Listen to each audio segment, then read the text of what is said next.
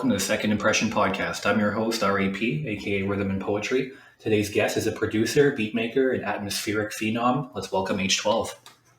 Hey, how's it going, guys?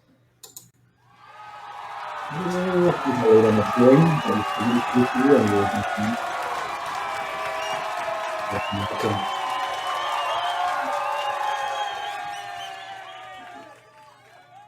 All right, now that everybody's done being excited, first things first, introduce yourself to the listeners and let them know where to find you. Yeah, sure. So my artist name is H12. I make bass music, and you can find me on at H12 Bass on Facebook, Instagram, Twitter, pretty much anywhere.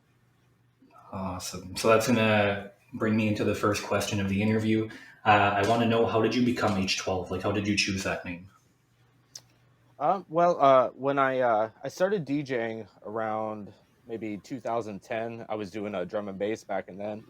And my initials are DJH. Um, so I ended up just adding the 12 on the end of it because it was the H that I started playing music. So yeah, then once I started getting into just producing, I dropped the DJ and just left H12. Man, it's almost like life meant for you to be a DJ or anything like involving beats. I didn't even know that your initials would have been DJ, man. If that's like literally life telling you like you got to make music, bro. I used to joke around about it when I was a kid. I was like, oh yeah, someday I'm going to be a DJ. It's in my name. I got to. That's so funny. Oh my god, man. All right, so I'll move on to question number two. Who or what first influenced you to start making music? Well, that's I've been making music since I was like I said, about 12 years old. I did concert band. I started in a metal band right out of high school. We saw a little bit of its success and did a few tours. Back then, I was like influenced by like the early metal, late '90s metal, like Slipknot, System of a Down, things like that. So we played music like that. So that would be my influences early. And then whenever I started doing electronic music, some of my people that got me into it was I got into drum and bass and Diesel Boy makes some like wicked heavy drum and bass, and I was into that for a long time. And then now I'd have to say Mr. Bill. He is he's done some soundtracks for some movies, and his sound design and his it's almost jazzy, but it's electronic, but it's heavy and it's funky. And I heard his stuff for the first time, and I'm like, I gotta do this. Nice, man. That's cool that you started off like in metal and shit, dude. Like, I absolutely love Slipknot and System of a Down. A lot of people don't know, but I'm actually a metalhead first before hip Yeah, hop. same here. Yeah, Like, same here too, man. Yeah. that's crazy.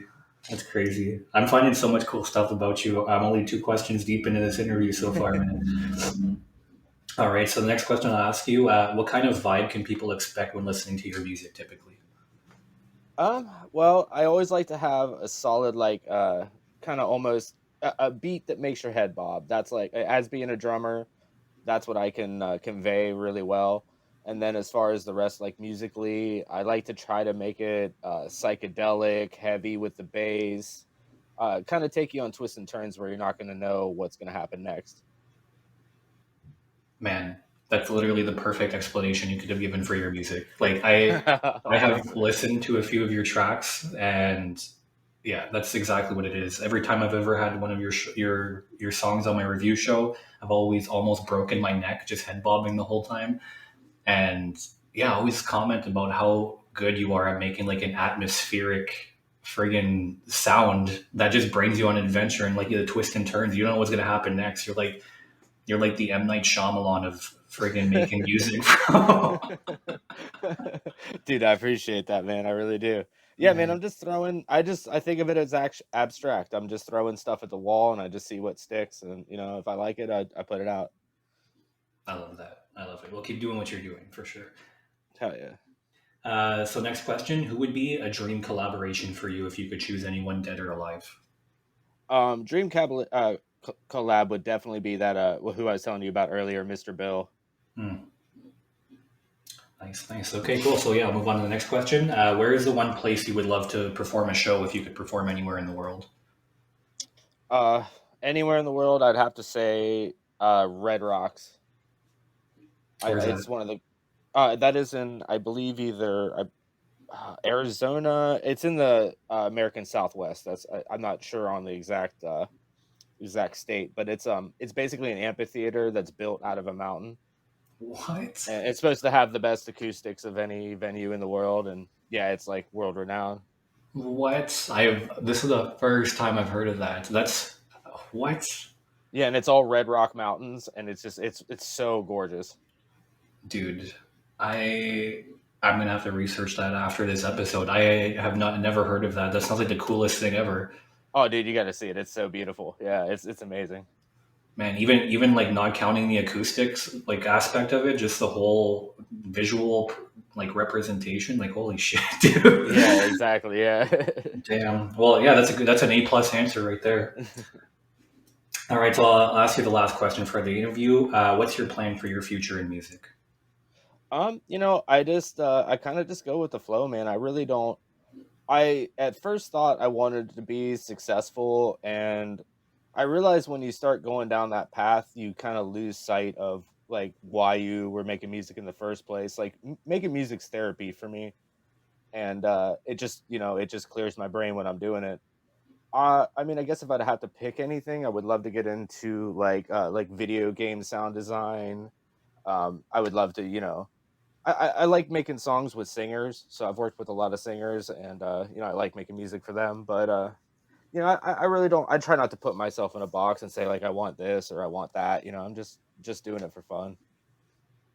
Man, I have to respect that because, like, I could say even for myself right now, man, like, I feel like I lost the the fun that I was having. Like, I'm still having fun doing it, but now it feels more business orientated, and Right, like right. a lot of the fun was sucked out of it. So it feels like I'm meeting deadlines. I have to meet deadlines. I'm not just putting out music because I want to put it out. So I 100% feel what you're saying right now, man. Right, and I think I'm at a level where I can do that. If I had obligations and stuff, it'd be a completely different story. But I'm just kind of, I'm just representing myself out there. I'm not backed by anybody or. Yeah, I just backed myself, man. Yeah, hell yeah. Hell yeah. All right. Well, that concludes our interview. Hopefully, that got you guys to know H12 a little bit more. Man, I just didn't only get to know about H12 a little bit more, but I actually learned some stuff in real life too, man. That's always a good time. So now we're going to be moving on to the next portion of the show. The show's called Quiz the Wiz. Um, Essentially, if you guys have never watched an episode before, what we do is that we get three topics or categories from our guests before the show, and then we make a little quiz show for it with 9 questions. How do you think you're going to do today? Oh boy. Well, if it's anything like quizzes in high school, I am going to bomb and fail. Man, that is the most common answer that I've gotten from everybody. So how do you think you're going to do? Well, if it's like school, not too great. Well, we're just bros having a good time right now. It's not going to be like Yeah. school at all, I promise. Right, right, right. Except for the fact that there's multiple choice questions. That's the only thing that's going to be similar. Okay, okay. All right. So our three topics for today are video games, World War II, and aliens. All right. So we're going to start off with our first question. This is a video game question. Which Pokemon is the first form of Alakazam? Oh god, dude. I'm an old guy, dude. Pokemon came out right after I was getting a little bit too old to play with it at that point. And I've never even played a Pokemon game. Oh man. Yeah, I I'm almost 40, man. Yeah, it was like I was just getting like I think I was like 16 when Pokemon started coming, getting big, and yeah, I just never really caught on to it. Damn, that's okay, man. I just sometimes when people give me video games, I don't know in which era to Yeah, yeah, yeah. That really makes a lot of sense. Yeah. jump into. Well, the answer for that question would have been Abra. Oh, Uh, okay. Basically, they're like three magic psychic type Pokemon, and then there's like three versions of them. The first one is Abra, the other one's Kadabra, and the last one's Alakazam. So it says Abracadabra, Alakazam. Oh, okay, okay. And they made this whole thing with all three of their names. But anyway, so now we're moving on to question number two. This is the World War II question. What two countries? Okay, sorry. This is also a multiple choice question, so I'll give you four answers to choose from. Okay. What two countries were already involved in a military conflict before the beginning of World War II? Was it A, Japan and India, B, Japan and China, C, Germany and Poland, or D, Germany and France? Germany and Poland. Is that your final answer? Yes. That is Ah, incorrect. The answer is Japan and China. They were in a conflict before the starting of World War II. huh. I'm surprised I missed that. Yeah, they had, from what I was reading, they had issues of Japanese soldiers coming into the Chinese borders, and then it just started like this whole turf war and stuff. And then World War II sprung out, and everybody was at war with each other. Wow, I'm surprised I never heard about that. That's crazy. I'm gonna look into that. Yeah. All right, so we'll move on to question number three. This goes to aliens. So, what year was the first ever recorded UFO sighting? In American history, Yes. in 1947. All right. I here. I'm going to give you a correct, and I'm also going to give you a double point because that was actually supposed to be a multiple choice. Okay. I didn't give you the multiple choices, and you still got it right anyway. So, and I'm actually really happy that you asked if it was in American history because technically the first ever UFO sighting was in Lower Egypt in 1440 BC, Yeah, but yeah, the actual first ever recorded U.S. UFO sighting was by a guy named Kenneth Arnold in 1947. yeah, Damn. yeah. I just started watching the documentary on this. I watch them all the time, but I just started a new one about, I don't know, maybe 5 days ago. So that was fresh in my memory. Damn. Do you even have to give you the answers? You're like, no. I got this one. This is what it is. All right, so we'll move on to question number four. So this goes back to video games. In the game Mortal Kombat, which character was renowned for freezing his opponents? Sub-Zero. Was that your final answer? Yes. That is correct. Sub Zero is the answer. My favorite character ever. Yeah. Man, I used to use Noob Sidebot all the time. Oh, hell yeah, hell yeah. All right, so now we'll move on to question number five. This goes back to World War II. Uh, all right, this is a multiple choice question. Okay, all right. What was the name of the B-29 bomber that dropped the first atomic bomb on Hiroshima? Is it A, the Red Baron, B, Fat Man, C, Little Boy, or D, the Enola Gay? D, the Enola Gay. Is that your final answer? Yes. All right, that would be correct. The Enola Gay dropped the first atomic bomb on Hiroshima on August 6th, 1945. The Fat Man Yes, and the Little Boy were both the names of different bombs that were dropped on Hiroshima and Nagasaki, and the Red Baron was some guy that was very good at flying an airplane. yes, sir. He killed a lot of people in his plane, called him the Red Baron. Yeah, yeah. All right, now we're going to be moving on to question number six. This goes back to aliens. What is the name of the official science and study of extraterrestrial life? Um. s- Uh. Can you repeat the question one more time? Yep. What is the name of the official science and study of extraterrestrial life? Is it SETI? Is that your final answer? I'm gonna go with that. I think I might be wrong. Yeah. So the official the name for the official science and study that was established by NASA in 1998 is called astrobiology. Oh shit! I didn't even know that one. Yeah, that is the official science and study of extraterrestrial life. Nice. All right, so we'll be moving on to question number seven. All right, so this one's a doozy, but this one might not be a doozy at all because the Pokemon one was supposed to be easy. So I have no frame of reference of how this is going to go. All right, so it's a video game question. What was the video game character Mario's original profession? Oh, I don't even need the multiple choice. That'd be a plumber. Is that your final answer? Yes. Oh, that is incorrect, my friend. What? So they actually only made him a plumber when they started the Mario and Luigi series, right? Originally, it was a Donkey Kong game where Mario went up the steps to try to save Peach, right? Okay, yeah. And in that game, they were on a construction site. So technically, Mario was a carpenter. That was his first profession. He was not a plumber. Interesting. I never even thought of Yeah. it that way. I never even thought of that too. I'm like, yo, plumber, the plumber brothers, man. Like, Yeah, yeah. Even if I heard the multiple choice, I still would have got that wrong. yeah, that one shocked me as well. All right, so we're moving on to question number 8. This goes back to World War II, and this is a multiple choice question. What country lost the most lives in World War II? Is it the United States, B, Germany, C, Soviet Union, or D, France? It'd be the Soviet Union. Is that your final answer? Yes. That is correct. They approximately lost 27 million total fatalities between military and civilian. Yeah, it's freaking wild. That's crazy.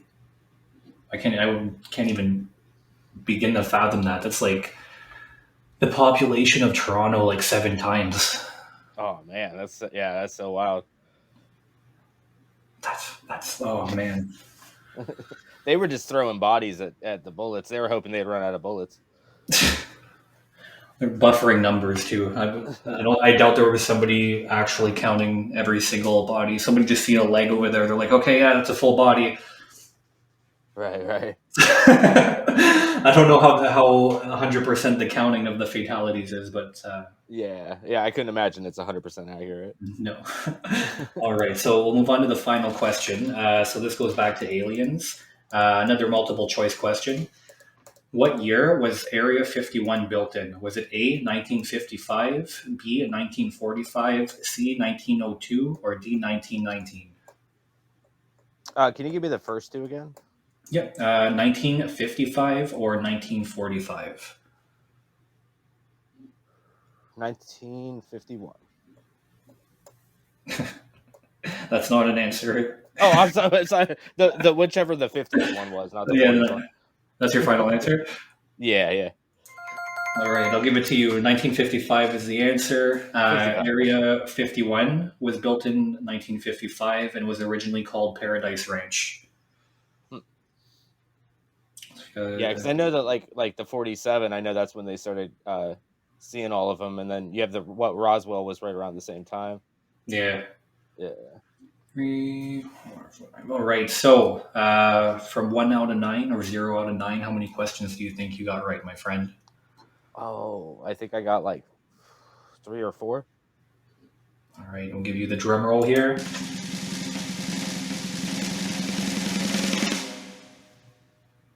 All right. You got 6 right. Oh shit! Ah, nice. My slow ass counting I waited for the whole drum roll. Wasn't done counting yet. Awesome. Well, that was fun. I definitely learned some stuff that I had no idea about, Hell yeah! Hell yeah! especially Mario being a carpenter. That was probably one of the Yeah, most that one's unknown wild. things. That one threw me through a loop. I feel like this is some of the like Enola effect stuff or Enola effect. Oh my god, Mandela effect. I'm thinking about the Yeah, Enola. yeah, You yeah. it's the Enola effect, man. You're gonna drop the bomb on me. No, it's like the Mandela effect, man. Like I don't remember that. But then after when I was reading the explanation, I'm like, you know what? I remember when I was a kid playing the arcade game at the bowling alley, and like, yeah, it's a construction site. I'm like, why would I ever think he was a plumber? He only became Yeah, a yeah. plumber when they introduced Luigi. I didn't. I played a little bit of Donkey Kong, but like it wasn't like really fresh in my memory. Like I played tons of Super Mario Brothers, but Yeah. Oh so well. yeah, that's word association. I just immediately go to plumber. Do you want to actually? I don't know if you knew this either, but do you know the last name of Mario? I don't think so. So technically, they're the Mario brothers. So their name is Mario and Luigi Mario. Oh my gosh, their parents hated them. I wanted to throw that out there because that is the most random ass thing ever. And like I wouldn't be able to live with myself if my first name and my last name were exactly the same. I actually went to school with a kid that his first and last name were the same, and I was like, "Ooh, Oof, that's rough. that is Or very rough." all right. Hopefully, you guys enjoyed that quiz. I know we did. We're going to take a quick break and listen to a track by our guest. This is In Tongues by H12. Let's check it out.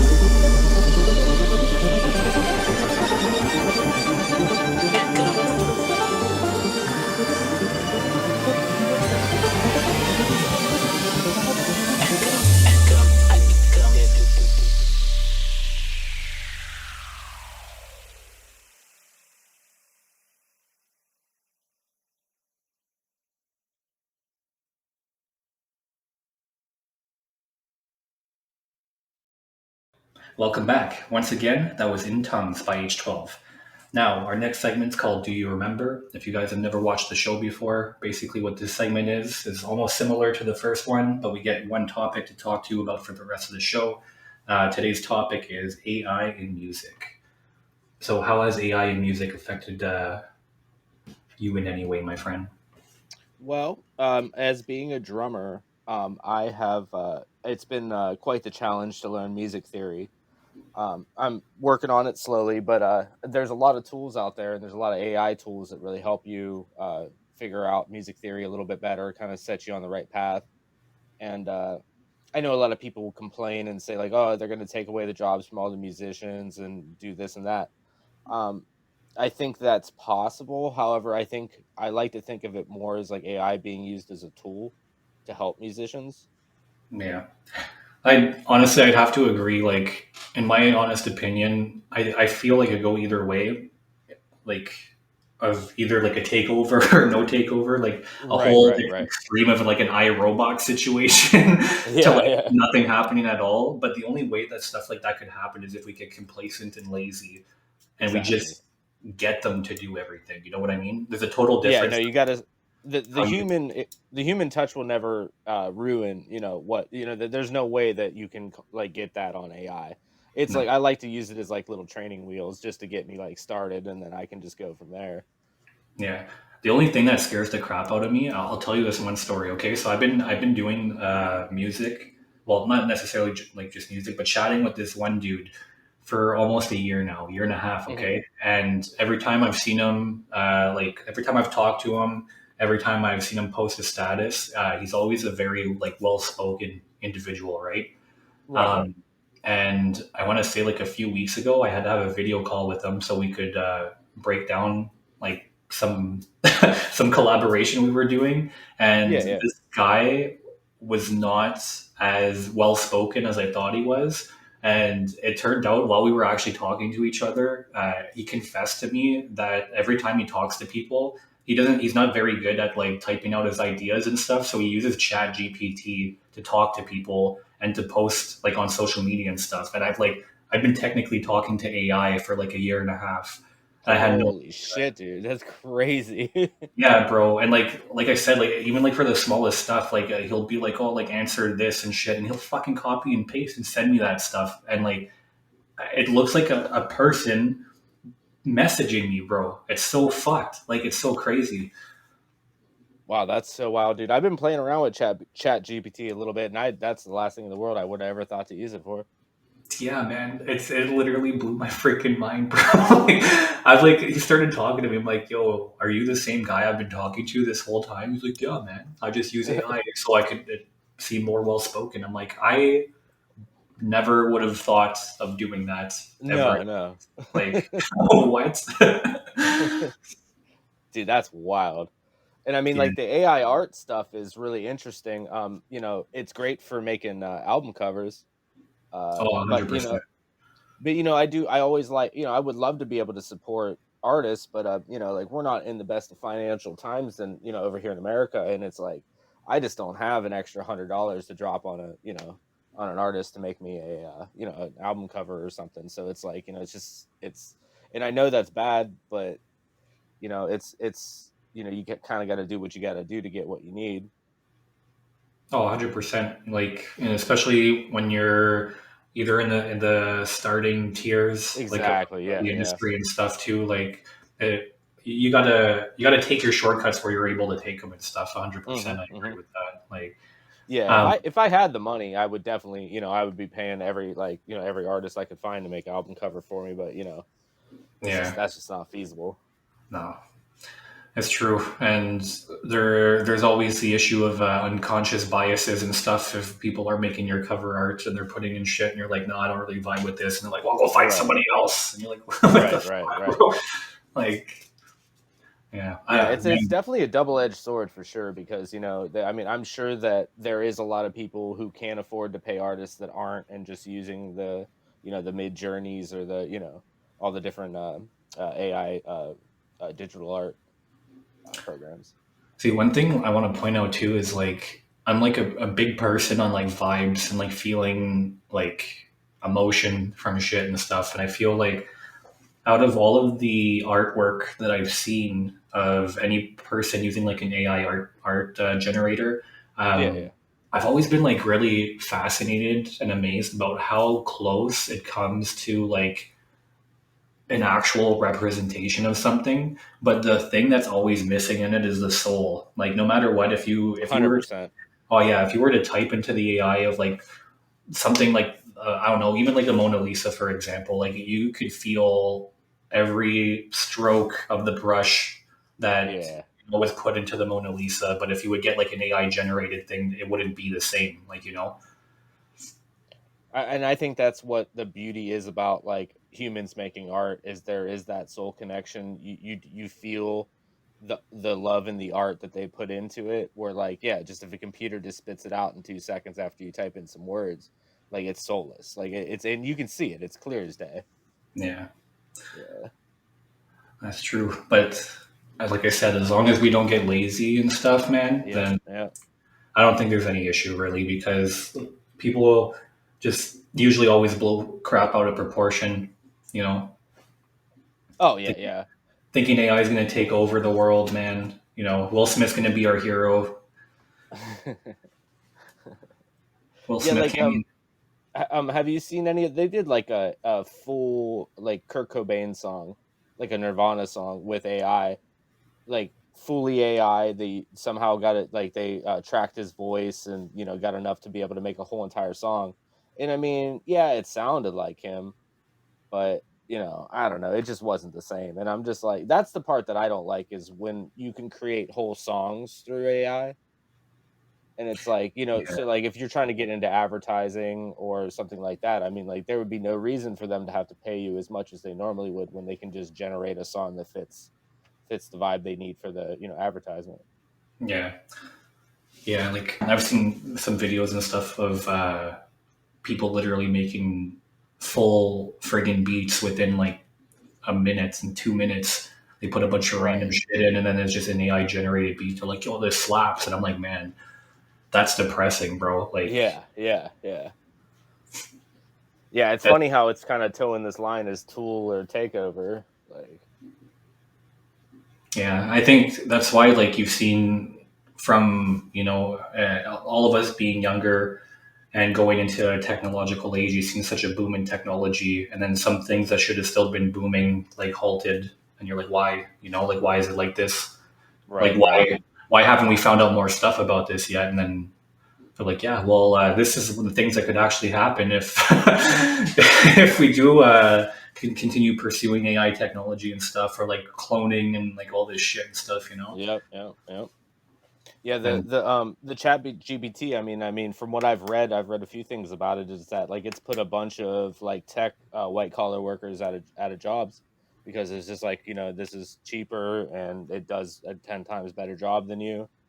And it's just a really interesting shakeup and I'm really interested to see how this all plays out.